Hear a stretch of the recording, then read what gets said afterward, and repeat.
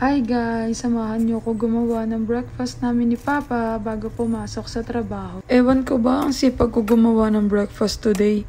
Pagising ng tatay ko, magugulat siya. Marunong na ako magluto-lutuan. Mag-toast-toast ng tinapay sa umaga, ganyan. Hindi kasi talaga kami nag-aalmusal.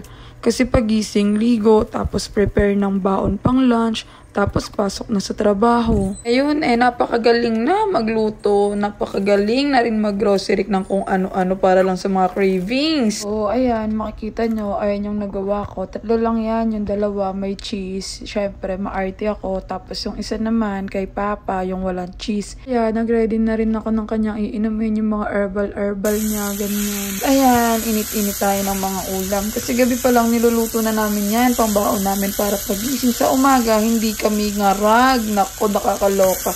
Ewan ko, pero mas okay para sa akin. Sa gabi pa lang nakaluto na ng ulam. Pangbaon sa week. Yan, 7:50 na. Pero yung tatay ko, ayun, nakaupo pa at nagkakape pa siya. Parating na yung aming sundo. Pero siya, hindi pa siya nakakakilos.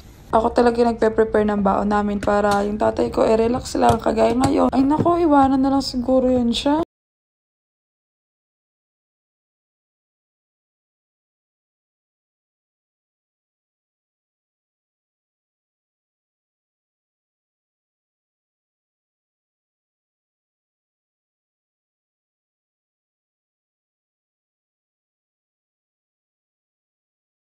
Seven 7:50 na, hindi pa siya naliligo. Parating na ang aming service. So,